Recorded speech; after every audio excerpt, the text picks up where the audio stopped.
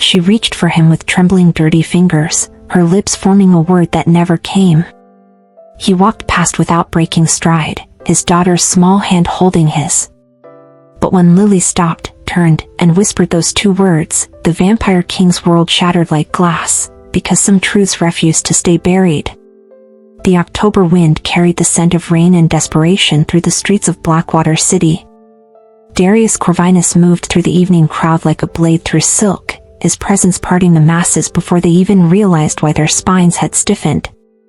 The Vampire King didn't announce himself with fanfare. He didn't need to. 5 centuries of rule had carved authority into his very bones. His daughter skipped beside him, her small hand engulfed in his, her lavender dress spotless despite an afternoon spent in his office turning his paperwork into elaborate fans. Lily was 5 years old with dark curls that caught the lamplight and eyes that shifted between blue and silver depending on her mood. She was chattering about the ducks in the park, about how one had stolen a woman's sandwich, about how she'd named him Gerald. Darius listened with half his attention, the way fathers do when their minds are elsewhere. The council meeting had run long. 3 vampire clans were feuding over territory in the east, and if he didn't intervene soon, bodies would start appearing in ways that made the human news. He'd handled worse, crushed rebellions that had lasted decades, made examples of those who forgot that mercy was a privilege he granted, not a right they possessed. But even kings had to take their daughters for ice cream. Across the city, in the shadow of a condemned building where the streetlights had long since given up, Mira Corvinus watched her own reflection in a puddle and barely recognized the ghost staring back. 3 years. 3 years since the night everything had been stolen from her. Not just her title, not just her home, but her name, her face, her very existence. The curse had been thorough, designed by someone who understood exactly how to destroy a vampire without killing them. Strip away their power, their beauty, their strength. Leave them human and fragile and forgotten. She pulled the ragged blanket tighter around shoulders that had once worn silk and diamonds. Her hands, now weathered and scarred, had once healed the sick with a touch. Her voice, now hoarse from disuse, had once commanded armies. But curses didn't care about who you used to be. They only cared about breaking you into who you'd never imagined you could become. Mira didn't beg often. Pride, even in ruin, died hard. But hunger had a way of making philosophers of the stubborn. She positioned herself near the corner where the theater district met the financial sector, where the wealthy crossed paths with their consciences and occasionally lost the battle. She didn't expect to see them. She never did, though she looked for them everywhere. 2 faces burned into her memory like a brand she couldn't heal.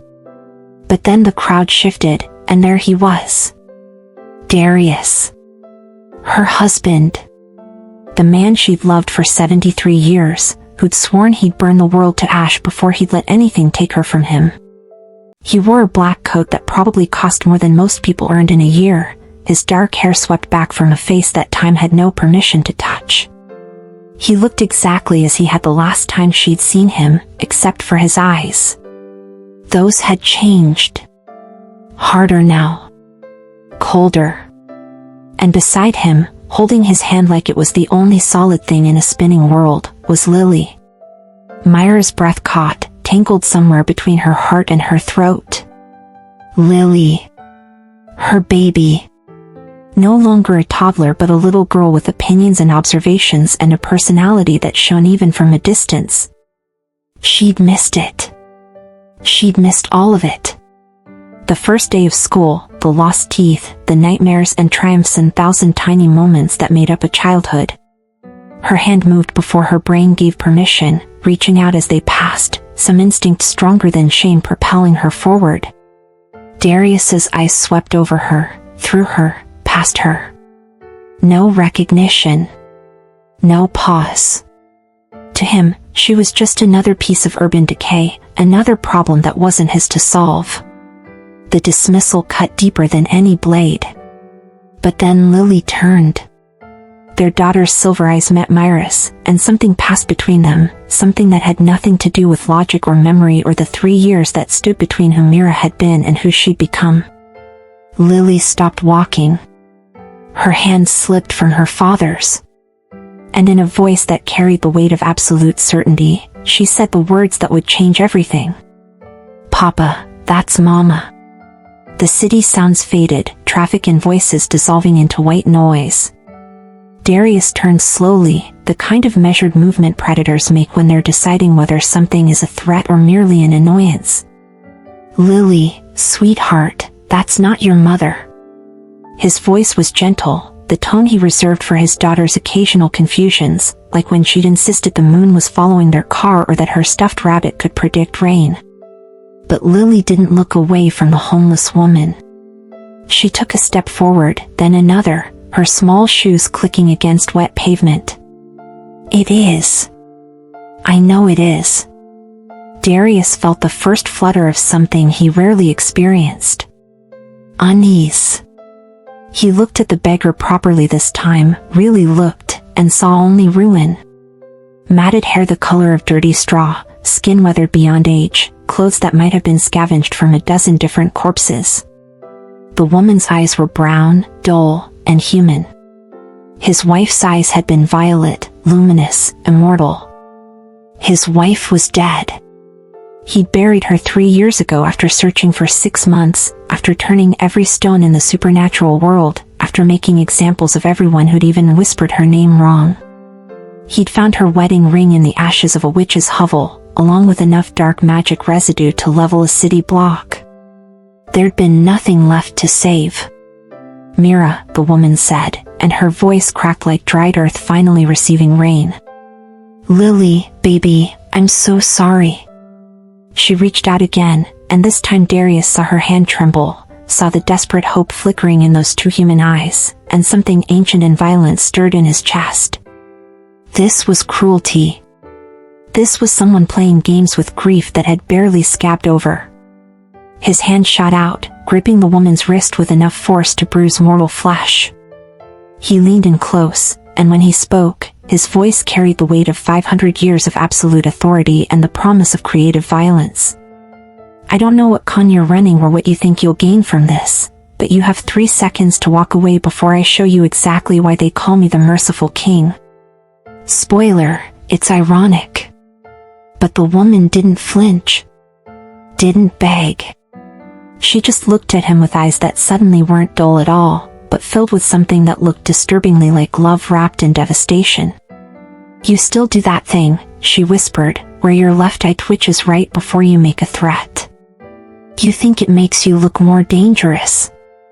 I always thought it made you look like you were trying not to sneeze." Darius froze. No one knew that. No one except Papa. "You're hurting her."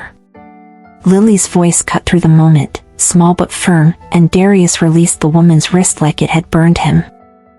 Darius stepped back, placing himself between Lily and the woman, his mind racing through possibilities like shuffling cards.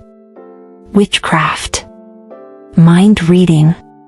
Some elaborate scheme by his enemies to exploit the one wound that hadn't healed. Because Myra was gone. He'd accepted it. He'd built a life around the hole she'd left behind, raised their daughter alone, learned to be both mother and father, gentle and fierce, bedtime stories and business executions. He couldn't afford to hope.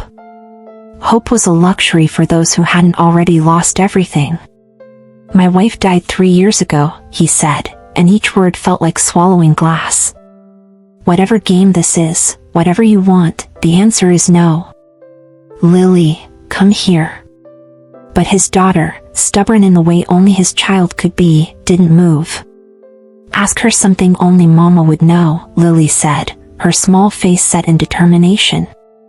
"Like you do with the people who come to court. Test her." The woman, Myra, if that's who she claimed to be, laughed. It was a broken sound, sharp edges barely held together. "He won't, baby. Because he's terrified I'll get it right." Darius felt his fangs threaten to descend, felt the predator in him rising to meet the challenge. She wanted to play? Fine. He'd spent centuries perfecting the art of breaking people who lied to him. Our wedding night, he said, voice dropping to something dangerous and soft. Where were we? The Cathedral of St. Mark's, she answered immediately. But we never made it inside. You got impatient 3 blocks away, pulled me into that abandoned bookshop on Morrison Street, knocked over an entire shelf of poetry collections. Lucky guess. Anyone who'd done research could know that. What did I say to you? He pressed, stepping closer despite every instinct screaming to walk away. Right before I marked you. What were my exact words? The woman's eyes filled with tears that caught the streetlight like diamonds. You said, I've waited 147 years to find you, Mira. I'm not waiting another second to make you mine. And then you bit me, and I said you had terrible timing because I hadn't finished telling you that your cravat was crooked. The world tilted. Those words had never been spoken aloud to anyone. Not in stories, not in journals, not in the drunken reminiscing he'd done with his brother during the worst of the grief. That moment had been theirs alone, sacred and private and buried with her. Darius felt something crack in his chest, something he'd reinforced with 3 years of stone and rage. No, he said, but the word came out wrong, desperate instead of certain. No, this is a trick. Telepathy, memory theft, some witch pulling images from my head. Mira stood slowly, her movements careful like someone who'd learned that sudden gestures brought pain. You're right to doubt, she said quietly. I would too. I look nothing like her. Like me. The curse made sure of that. Took everything that made me vampire and left me this. Human. Powerless. Invisible. She pulled back her sleeve, and there, barely visible beneath grime and scar tissue, was a mark. Faded, corrupted, but unmistakably his. The claiming bite he'd given her 73 years ago, the one that should have been impossible to fake. But curses could copy marks. Dark magic could forge anything. Couldn't it? Papa, Lily whispered, tugging his coat. Why are you crying? He hadn't realized he was. Darius wiped his face with the back of his hand, a gesture so uncharacteristic that it seemed to startle him more than anyone else. 500 years of iron control, and this woman, this stranger wearing impossible truths, had cracked it in minutes. He made a decision. Possibly a stupid one, probably dangerous, but the alternative was walking away from a question that would haunt him into madness. You're coming with me. It wasn't a request. Mira blinked, surprise flickering across her weathered face. What? You're coming back to Blackwood Estate. I have people who can verify what you're claiming. Witches who specialize in curse identification, seers who can read memory, a whole arsenal of supernatural truth detectors. And if you're lying, if this is some elaborate con, I will make you regret every breath you've taken since you decided to use my dead wife's memory as a prop. The threat should have terrified her. Instead, she smiled, and for just a moment, Darius saw something familiar in the curve of her cracked lips. There he is. The man who threatens murder like other people threaten parking tickets. Lily clapped her hands together. She's coming home? Really? We'll see, Darius said, but his daughter was already moving forward, grabbing Myra's dirt-stained hand with the fearless affection of children who hadn't yet learned that the world was full of reasons to be careful. You smell like the rain, Lily announced. I like rain. Myra's face crumpled, and she dropped to her knees on the wet pavement, bringing herself eye level with the little girl she'd last held as a toddler. You like rain because of the puddles, she whispered. You like jumping in them. When you were 2, you jumped in one so deep you lost your shoe, and we had to go back 3 times before we found it. Lily's eyes went wide. I don't remember that. You wouldn't, Mira said, reaching out then stopping herself. hand hovering in the air like she didn't have permission to touch. But I do. I remember everything about you. Even the things I wasn't there for. I've watched from far away when I could. I saw your 4th birthday through a coffee shop window across the street. I saw your first day of school from the park bench by the gate. Darius felt ice slide down his spine. You've been watching her? The words came out lethal, protective instinct overriding everything else. If this woman had been stalking his daughter. Not like that, Mira said quickly, standing again, putting careful distance between herself and Lily. Not in a way that would scare her or put her in danger. Just, I couldn't stay away completely. I know I should have. I know seeing her and not being able to hold her was torture. But she's my daughter, Darius. What was I supposed to do? Disappear completely? Her voice broke on the last word, and Darius saw the truth of 3 years of agony written in every line of her too human face. The car ride back to Blackwood Estate was silent except for Lily's ongoing monologue about Gerald the Duck and his apparent criminal enterprise of sandwich theft.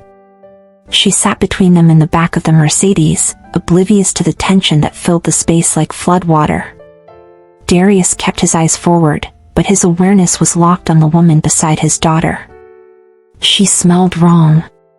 No vampire musk, no immortal coldness. Just unwashed human, and beneath that, something floral. Lavender maybe. The same soap Mira used to prefer. Could be research. Could be coincidence. Could be her. Mira stared out the window, watching the city give way to the estate grounds, the manicured gardens and iron gates that marked the seat of vampire power in 3 territories. She'd lived here once. Ruled beside him. These had been her halls too. Now she was returning as a suspect in her own identity, and the irony wasn't lost on either of them. The car pulled up to the main house, all Gothic architecture and old-world money. Darius exited first, then lifted Lily out, then paused. Mira sat motionless in the back seat, staring at the entrance like it might devour her. I don't know if I can do this, she whispered.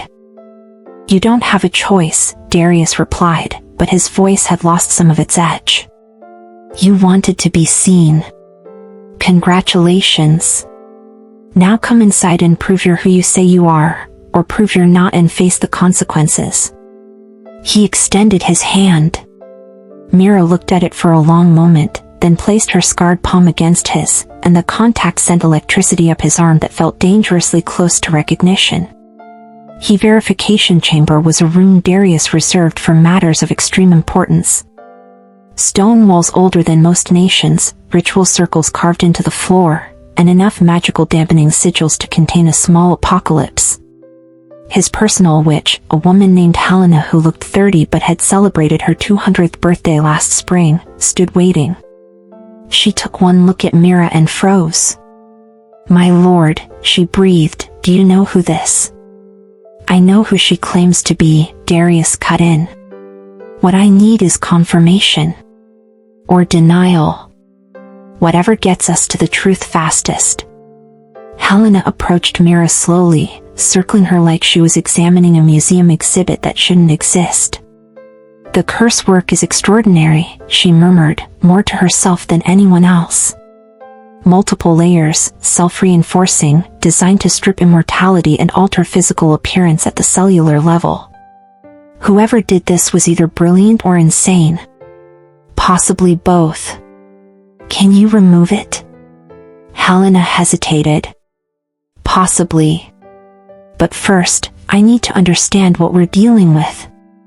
The woman needs to tell us what happened. Everything. All eyes turned to Mira, who stood in the center of the ritual circle looking smaller than someone who'd once commanded armies had any right to look. 3 years ago, she began, voice steady despite the tremor in her hands. You'd gone to settle the Northern Territories dispute. You were supposed to be gone 2 weeks. Your sister Cassandra came to visit while you were away. Darius felt his jaw tighten. Cassandra. The sister who'd vanished a month after Myra's disappearance, who he'd assumed had fled in grief after her beloved sister-in-law's death. He'd mourned her absence even as he drowned in his own loss. She seemed different, Mira continued. Sharper somehow. Colder. I thought it was stress. Family politics had always worn on her. But then she asked me to come to the wine cellar, said she'd found something important, something you needed to see. Her voice caught, and she wrapped her arms around herself like armor. It was a trap. She had a coven waiting. 7 witches and a ritual older than the bloodlines. They held me down and they took everything. My power. My face. My connection to you. The bond we shared, they burned it out of me like cutting away diseased flesh. Darius stood perfectly still, but inside, something ancient and terrible was waking up. Something that remembered what it meant to have enemies who needed to understand the cost of betrayal. Why would Cassandra do this? Because she's not Cassandra.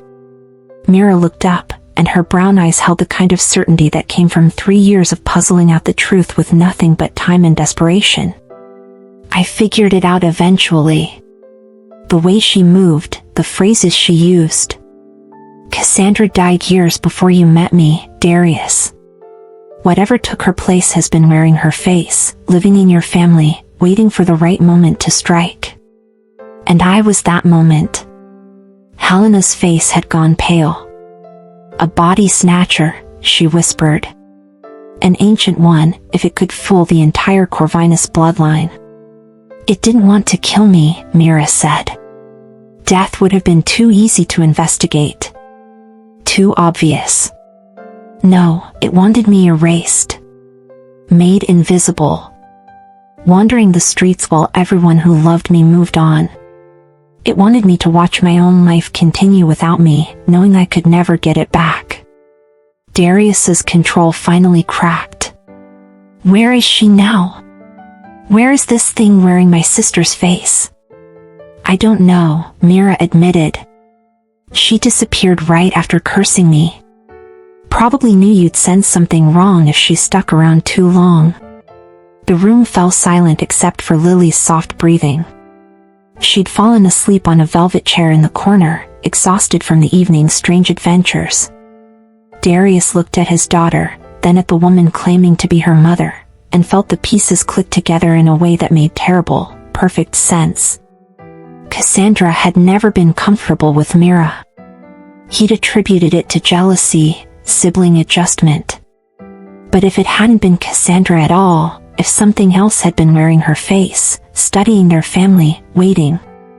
I will find this creature, Darius said, and his voice dropped into registers that made even Helena step back. I will find it, and I will make it regret every moment of borrowed existence. Some offenses demand immediate justice. This one? This one demands creativity. Generations of creativity. However long it takes. He looked at Mira, and for the first time since she'd appeared on that street corner, he let himself consider the possibility that she was telling the truth. Can you prove any of this? Mira reached into her ragged clothes and pulled out something small and glinting. A locket. Tarnished and battered, but unmistakably the one he'd given her on their first anniversary. Open it, she said. He did. Inside wasn't a picture. It was a piece of paper, folded impossibly small, covered in handwriting he would have recognized in any century, in any language. His own. The letter he'd written her on their wedding night, the one he'd slipped under her pillow as a surprise. The one that contained declarations so embarrassingly romantic that he'd made her promise never to show another soul. I kept it, Mira whispered. All 3 years. Even when I had nothing else. Even when I forgot what hope felt like. I kept the proof that someone had loved me once. Helena cleared her throat. My lord, I've finished my preliminary scan. Whatever this curse is, the magical signature matches nothing in our current records. But the woman's soul, her essence beneath all the damage, she paused, looking genuinely shaken. It's her. It's actually her. The guest chambers had been Myra's idea. She'd refused the master suite, refused anything that felt like reclaiming a life she wasn't sure belonged to her anymore. Darius hadn't argued. Some battles weren't worth fighting, and he was still processing the revelation that his sister had been dead for decades, replaced by something patient and monstrous. Helena had worked for 3 hours, peeling back layers of the curse like removing bandages from a wound that had never been allowed to heal. She couldn't restore everything, not yet, but she'd managed to strip away some of the physical deterioration. Myra's hair had shifted from dirty straw to something closer to honey brown. Her skin had smoothed slightly, though scars remained. Small victories. Now it was past midnight, and Darius found himself standing outside the guest room door like a teenager who'd forgotten how to knock. He knocked anyway. Come in. Mira sat by the window, wrapped in a robe that had once been hers, staring out at gardens she designed 7 decades ago. The roses were still there, though someone had added a fountain she'd never seen. Lily's asleep, Darius said, because it seemed like a safe place to start. She asked if you'd still be here in the morning. 17 times. Myra's lips curved slightly. That sounds like her. She asked me 17 questions about Gerald the duck during the car ride. I think she has plans to recruit him for some kind of duck army. Darius surprised himself by laughing. It was a rusty sound, unpracticed. She gets that from you. The obsessive planning, not the duck army specifically.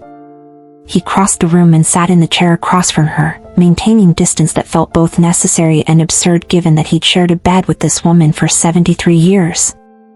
I should have known, he said quietly. When you disappeared, when they told me you were dead, I should have felt it. The bond should have screamed. Instead there was just nothing. Silence where you used to be. That was part of the curse, Mira replied. It didn't just change me. It severed the connection so completely that your end would read it as death. Clean. Final. No loose threads for you to follow. I burned down 17 buildings looking for you. She looked at him then, really looked, and he saw the ghost of the woman he'd married flickering behind those still too human eyes. Only 17? Darius felt something loosen in his chest, a knot he hadn't realized he'd been carrying. Well, 23 if you count the ones that were accidents. They were accidents? I was very upset. Fire happens when I'm upset. You know this. Mira shook her head, but she was smiling now, a real smile that transformed her face into something achingly familiar. Do you remember, she said slowly, our first fight? The real one, not the bickering about whose turn it was to terrify the household staff. The incident with the ambassador's wife. Darius groaned. You threw a candlestick at my head. You deserved it. She was practically sitting in your lap. She was 300 years old and half blind. She thought I was a footstool. She knew exactly what she was doing, and so did you. The banter felt like sliding into warm water, natural and healing and dangerously easy. They'd always been like this, trading verbal jabs like other couples traded endearments. I never stopped loving you, Darius said, and the words came out before he could cage them. Even when I thought you were ashes. Even when I tried to move on for Lily's sake. There was never anyone else. There could never be anyone else. Myra's eyes filled with tears that she didn't try to hide. I watched you, sometimes. From a distance. You were a good father. Are a good father. Better than I imagined you'd be, honestly. I remember when you insisted you'd be terrible at it. Something about being too selfish and too immortal to understand small humans. I was wrong about a lot of things back then. He reached across the space between them and took her hand. It felt different now, smaller and more fragile, but beneath the physical changes, there was something he recognized. A warmth. A rightness. "I'm going to fix this," he said. "All of it. I'm going to restore what was taken from you, and then I'm going to find the creature that did this, and I'm going to teach it what happens when you touch things that belong to me." Mira squeezed his hand. The old Darius would have already burned half the city looking for answers. The old Darius didn't have a daughter sleeping down the hall. Priorities shift. Revenge is still on the menu, but it's become more of a slow-cooked situation. Aged to perfection. The best vengeance takes time. She laughed, and the sound broke something open in both of them. For a moment, they simply sat together, hands intertwined, watching the moon trace silver paths across the garden. It felt like the first breath after nearly drowning. Like coming home to a house you thought had burned down. "Tell me about her," Mira whispered. "Tell me about Lily. Everything I missed." So he did. He told her about the first steps and the first words, which had been a very demanding rendition of more. He told her about the nightmares and the songs that chased them away, about the time Lily had tried to adopt a stray cat that turned out to be a minor demon, about the elaborate tea parties with stuffed animals that required his full diplomatic attention. He talked until his voice went hoarse, and Mira listened like every word was water in a desert. And for one perfect, fragile moment, it felt like the 3 years of separation had been a bad dream they were finally waking from. But mornings always come. And with them, reality. Morning arrived with unwanted company. Darius had barely finished dressing when his second-in-command, Victor, appeared at the study door with the expression of someone carrying news that would ruin the next several hours. "The council knows," Victor said without preamble. Word spread about a woman claiming to be the late Lady Corvinus. "They're demanding an audience."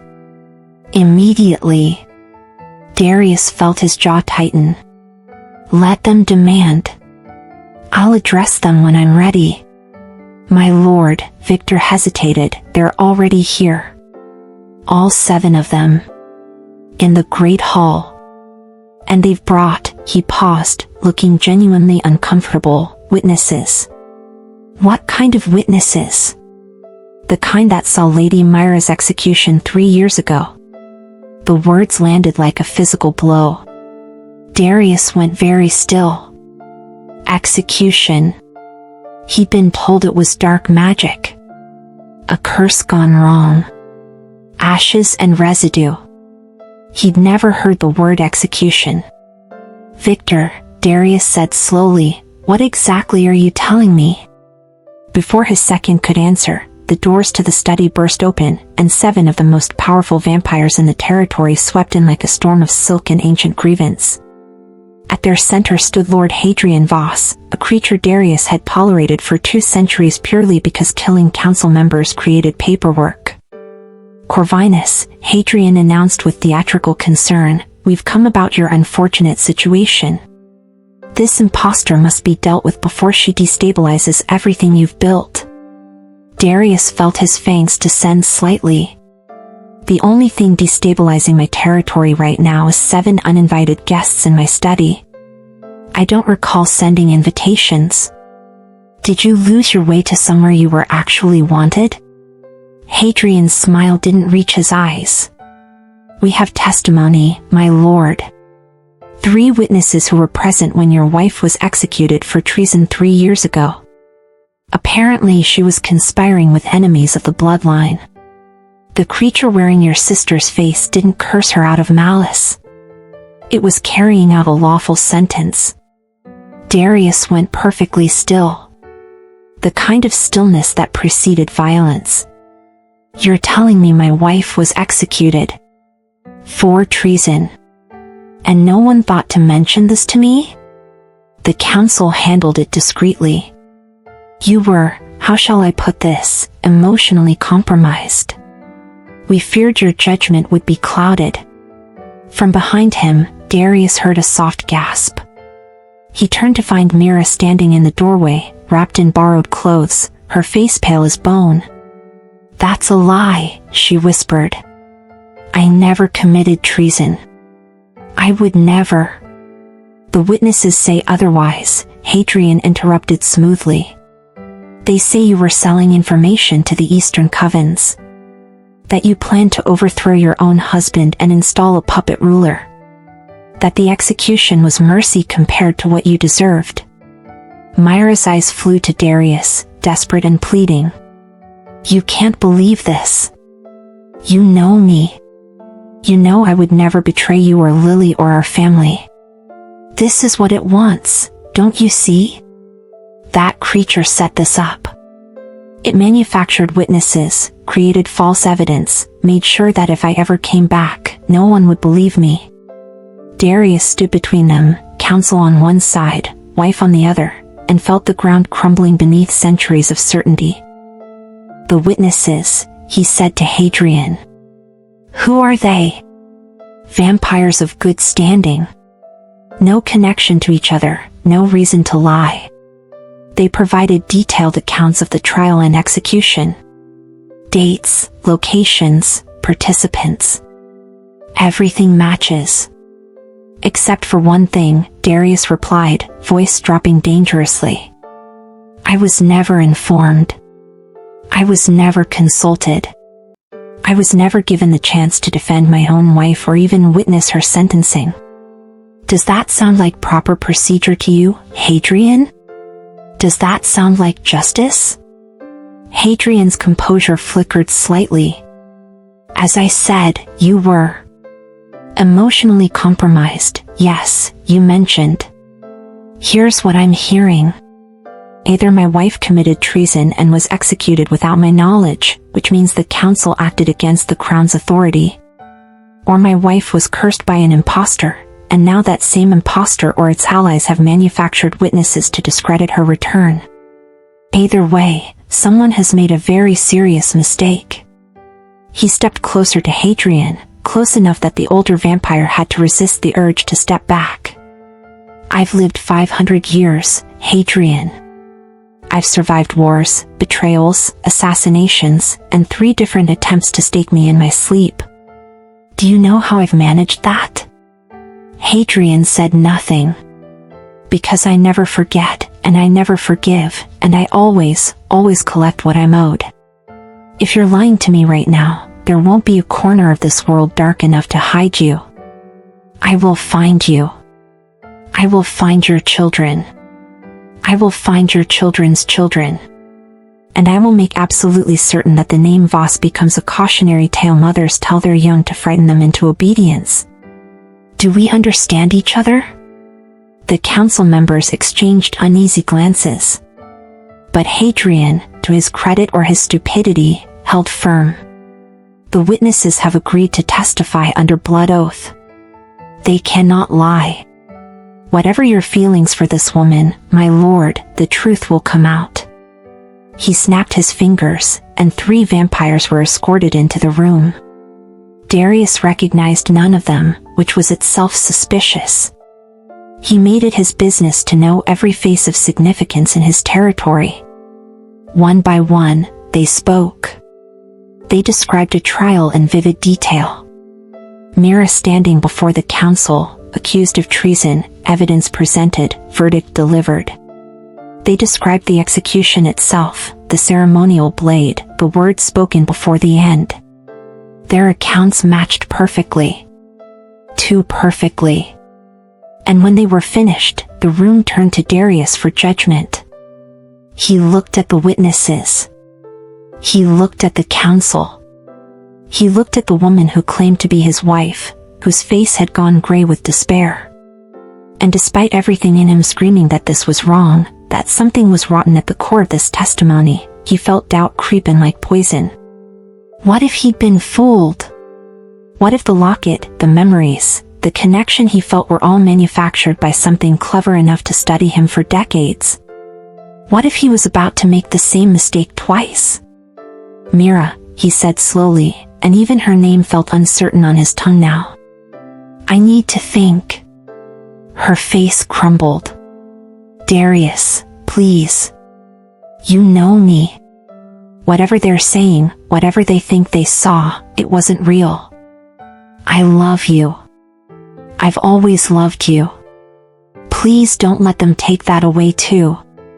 But Darius was already turning away, already retreating behind walls he'd built to survive exactly this kind of hurt. Victor, take her to the secure chambers. Not the dungeon, he added when Myra's breath caught. Just somewhere safe while I investigate. You're locking me up. I'm protecting you. And myself. And Lily. Until I know what's true. Myra's eyes went cold in a way he'd never seen before. 3 years, she said, voice trembling with rage and grief. 3 years I survived hell waiting to come back to you. And it takes 3 strangers 10 minutes to undo everything we were. She laughed, bitter and broken. Maybe the curse didn't change me as much as I thought. Maybe I just finally see what was always there. You're so afraid of being fooled that you'd rather lose me twice than trust what's standing right in front of you. Mira.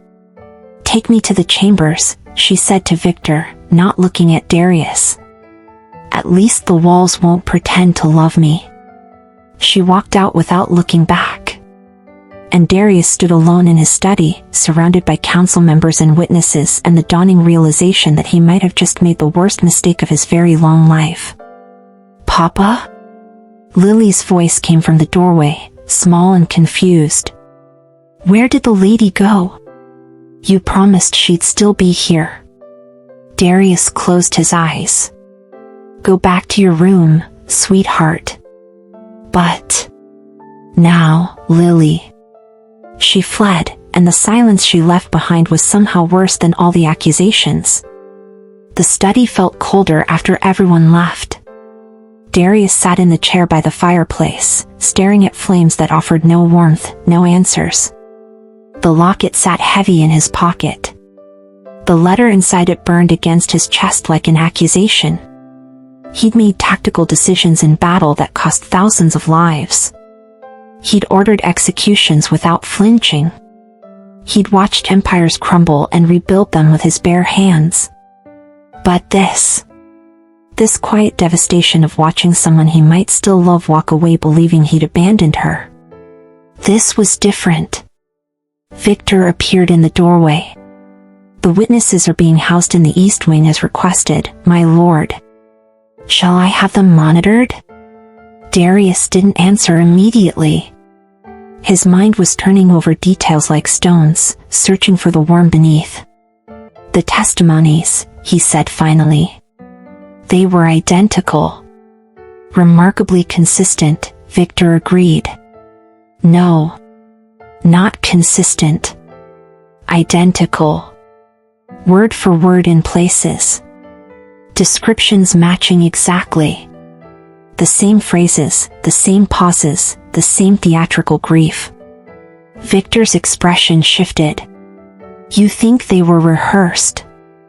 I think 3 strangers who witnessed an event 3 years ago shouldn't remember it the same way. Trauma doesn't work like that. Memory doesn't work like that. The only way 3 people tell the same story with the same words is if someone taught them the script.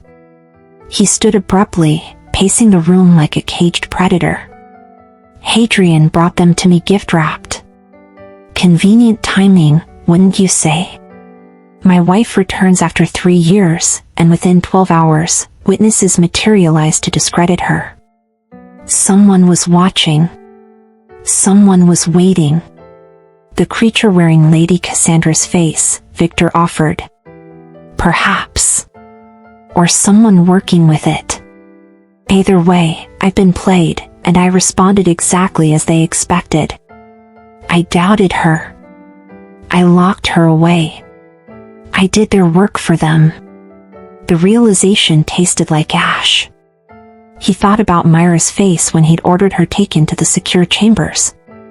The devastation. The resignation. Like she'd known all along he would fail her and had simply been waiting for the confirmation. She'd survived 3 years of hell clinging to a letter he'd written on their wedding night. She'd kept faith when faith should have been impossible. And he'd crumbled after one council meeting. "My lord," Victor said carefully, "what would you have me do?" Darius stopped pacing. "The witnesses. Separate them. Quietly. No contact with each other, no contact with the council. Then bring me Lord Hadrian's complete financial records for the past decade. Every transaction, every favor, every whispered alliance. You suspect him of conspiracy against the crown? I suspect everyone of everything until proven otherwise. It's how I've stayed alive this long." He moved toward the door, then paused. "And Victor? Send word to the witches. I want a truth circle prepared in the main hall. Not for Mira. For our witnesses. Let's see how confident they are when lying means their blood boils in their veins." Victor almost smiled. "And if they refuse? Then I'll have my answer, won't I?" He walked through corridors that had never felt so long, past portraits of ancestors who judged silently from their frames, until he reached the secure chambers. The guard stepped aside without question. Darius placed his hand on the door, feeling the weight of centuries of pride pressing against his chest. He'd spent 500 years never admitting fault, never showing weakness, never apologizing for decisions made. But some things mattered more than pride. He opened the door. Mira sat on the window seat, knees pulled to her chest, staring at nothing. She didn't look up when he entered. "Come to accuse me of more crimes?" Her voice was hollow. "Maybe I also stole the crown jewels. Started a war or two. Kicked a puppy. I came to say I was wrong." The words hung in the air like something fragile and explosive. Mira finally looked at him, eyes red-rimmed and guarded. "You'll have to be more specific." "Wrong about which part?" "All of it." Darius crossed the room slowly, each step deliberate, giving her time to stop him if she wanted. "The witnesses are lying. Their stories are too perfect, too coordinated. Someone manufactured them to tear us apart again, and I walked right into the trap because I was afraid." "Afraid of what?" "Of hoping. Of being wrong. Of loving you again and losing you a second time." He knelt before her, bringing himself to her level, a position of vulnerability he hadn't assumed in centuries. "I've lived 500 years building walls, Mira. Making myself untouchable because untouchable things can't be hurt. But you got past every defense I had, and when you were gone, I realized those walls were just prisons I'd built around myself." Myra's expression didn't soften, not completely, but something flickered behind her eyes. "Pretty words. True ones. I'm not asking you to forgive me. I'm asking you to let me prove that I can be the man you believed I was. The one who wrote that letter. The one who would burn the world for you. And if you doubt me again, then I'll deserve whatever you do to me. But I won't doubt you again. Not ever. I swear it on our daughter's life." That was the heaviest oath a Corvinus could make. Darius never invoked it lightly. Mira stared at him for a long moment, searching his face for deception and finding none. "The witnesses," she said slowly. "You have a plan?" "I have several. None of them are pleasant for the people who lied to me." A ghost of a smile crossed her lips. "There's the man I married." He reached for her hand, pausing before contact, asking permission with his eyes. She took his hand first. "Show me," she said. The great hall had never felt so charged. Darius stood at the center of the truth circle, Mira beside him, her hand steady in his despite everything. The three witnesses knelt within the glowing boundaries, confusion shifting to terror as they realized what was happening. Helena's voice rang clear as she completed the incantation. The circle is sealed. Any lie spoken within will ignite the blood of the speaker. There is no escape. There is no mercy. Only truth. Lord Hadrian surged forward from his seat among the council. This is outrageous. These witnesses have already testified under blood oath. Then they'll have no trouble repeating their testimony here, Darius interrupted smoothly. Unless, of course, that previous oath was corrupted by someone with enough power and enough stupidity to think I wouldn't notice.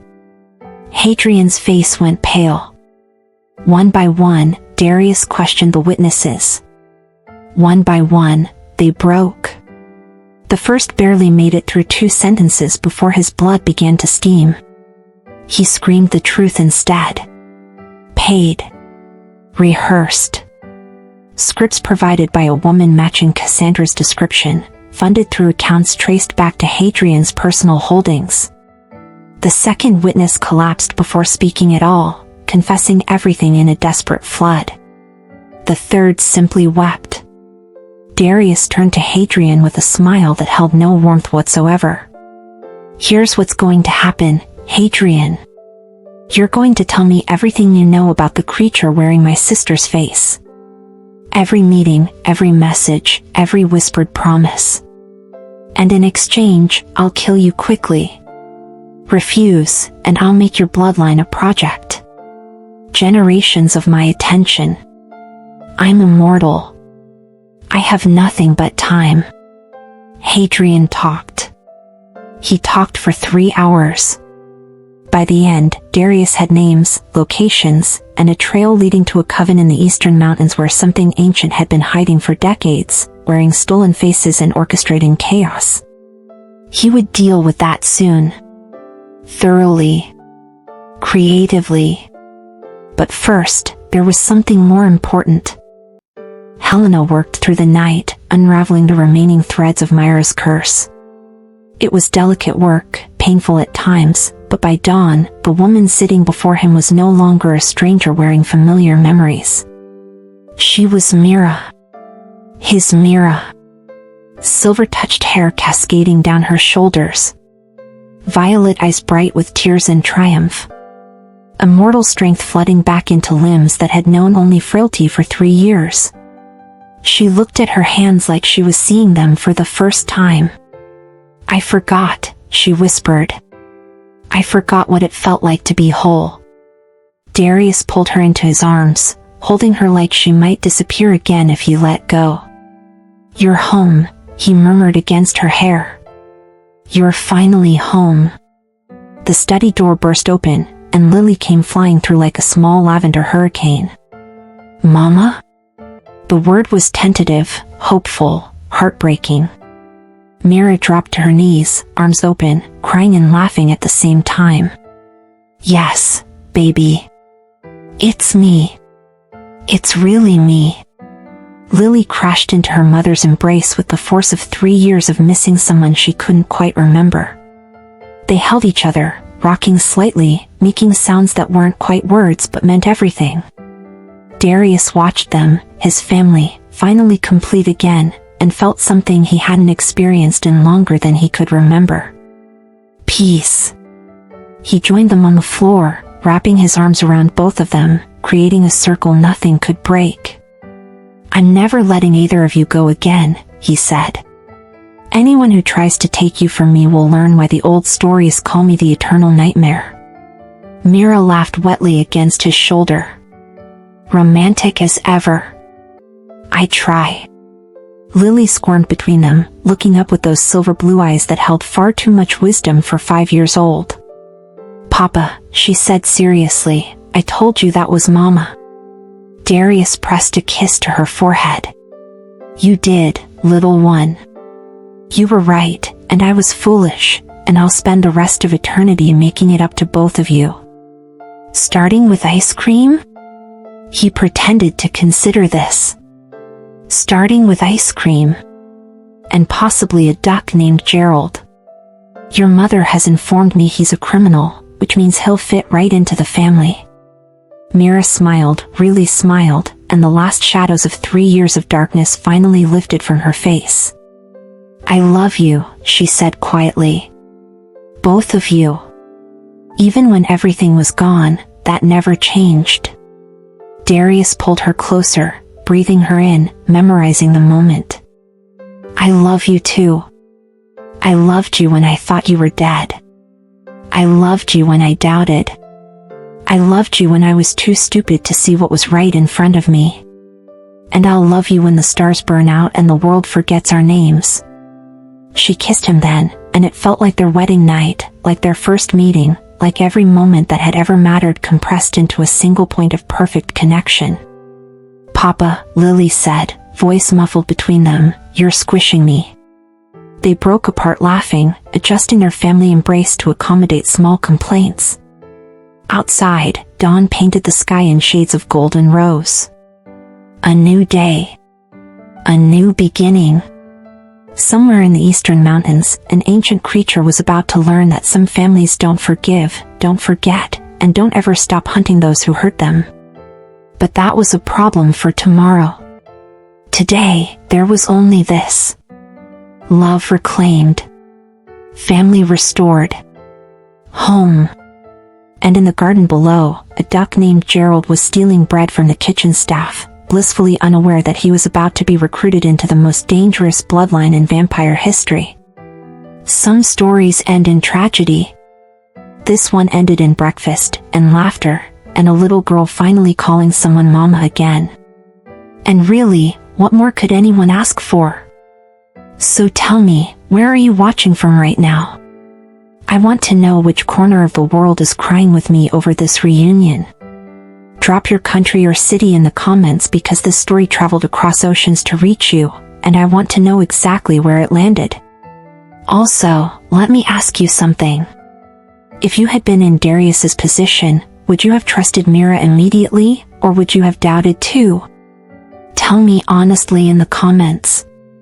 I want to hear your hearts. Now listen. I poured everything into this story for you. Late nights, early mornings, all of it. If you felt something, anything, watching Mira finally come home to her family, then do me one small favor. Just one click. Subscribe. Join this family because that is exactly what we are here, a family of vampire story lovers, the fastest growing community of its kind. We have so much planned for you. Stories that will make you laugh, cry, scream at your screen. You are special for making it this far, and I promise you do not want to miss what is coming next. Do not be that person who watches the whole story, feels everything, and then leaves without subscribing. Do not break my heart like that. One click. That is all I am asking. I will see you in the next story.